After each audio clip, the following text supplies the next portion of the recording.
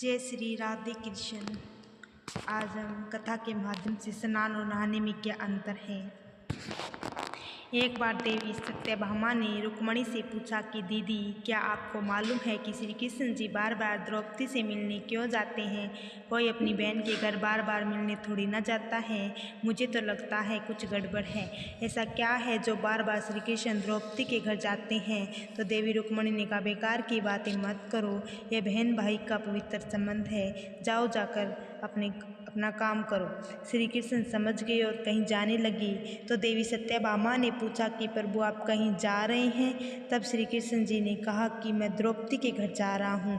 अब तो सत्यभामा जो और बेचैन हो गई और तो देवी रुक्मणी से बोली, देखा दीदी, फिर वहीं द्रौपदी के घर जा रहे हैं। सुनकर श्री कृष्ण जी ने कहा कि देवी, क्या तुम भी हमारे साथ चलोगी?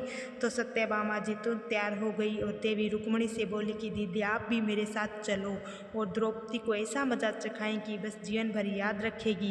देवी रुक्मणी भी तैयार हो गई। जब दोनों देवियां द्रौपदी के घर पहुंची तो देखा कि द्रौपदी अपनी केस सवा रही थी। जब द्रौपदी केस सवा रही थी तो श्री कृष्ण ने पूछा, द्रौपदी क्या कर रही हो? तो द्रौपदी बोली, भैया केस सवार की अभी आई। तो श्री कृष्ण जी बोले, तुम क्यों केस सवार रही हो? तुम्हारी दो भाभी आई हैं, यह तुम्हारी केस सवारेगी। फिर श्री कृष्ण जी ने कहा, देवी सत्यभामा से कहा, तुम जाओ और द्रौपदी के सिर में तेल लगाओ, और देवी रुक्मणी, तुम जाकर द्रौपदी की चोटी करो। सत्यभामा जी ने रुक्मणी जी से कहा, बड़ा अच्छा मौका मिला है, ऐसा तेल लगाऊंगी इसकी खोपड़ी में एक एक बाल को तोड़कर रख दूंगी। और जैसे ही सत्यभामा जी ने सिर में तेल लगाना शुरू किया और एक बाल तोड़ा तो बाल तोड़ते ही आवाज़ आई, हे कृष्णा। फिर दूसरा बाल तोड़ा, फिर आवाज़ आई, हे कृष्ण। फिर जब तीसरा बाल तोड़ा, फिर से आवाज़ आई, हे कृष्ण।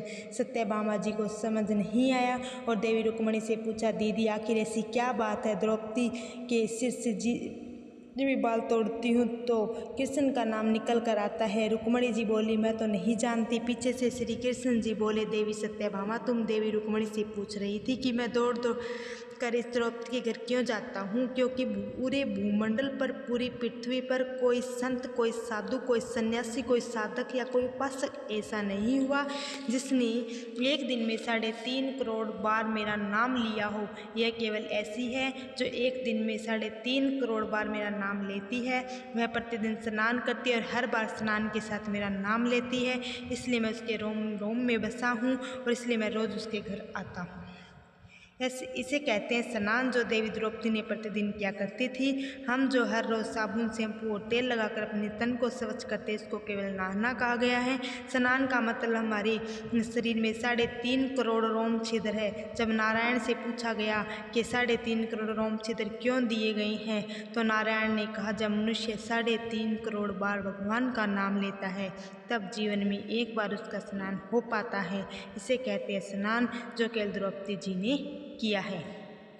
जय श्री राधे कृष्ण जी की।